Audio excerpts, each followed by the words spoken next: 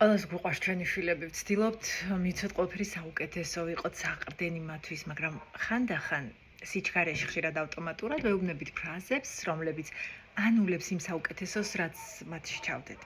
რა თქმა უნდა, არავის უნდა რომ ავნოს თავის შვილს უბრალოდ ბევრი ვერაცნობიერებს, რომ სიტყვაც გარკვეული მოქმედებაა და დიდი გავლენა აქვს ბავშვის ფსიქიკაზე.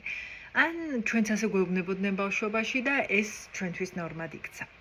მოგიყვებით სიტყვებზე, რომლებიც უმჯობესია არ უთხრათ შვილებს. ნეტა არ იგონებდე რაღაცებს.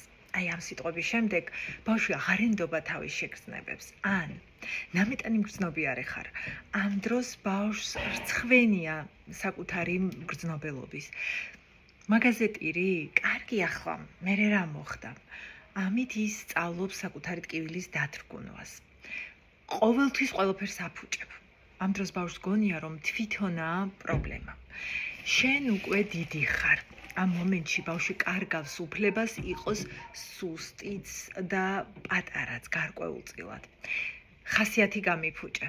ამ დროს ბავშვი გრძნობს დანაშაულს შობლის ემოციების გამო, სხვისი და არა საკუთარის.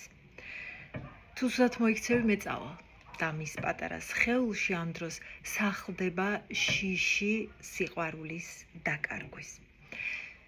ნუ მოინდომე ახლა. ამ სიტყვების გამო შესაძლოა ზრდასრულ ასაკშიც გაუგებარი რჩებოდეს ადამიანისთვის რეალურად რა უნდა თვითონ. რა თქმა უნდა, იდეალური მშობლობა შეუძლებელია. ყველანი ვუშვებთ შეცდომებს, მაგრამ არის შეცდომები, რომლებსაც მარტივად შეგიძლიათ აუაროთ გვერდი. თუ დაამატებთ ცოტა მეტ ყურადღებას და ცნობიერებას ურთიერთობებში, განსაკუთრებით ისეთ მოწყვლად და ფაქის არსებებთან, როგორებიც ბავშვები არიან.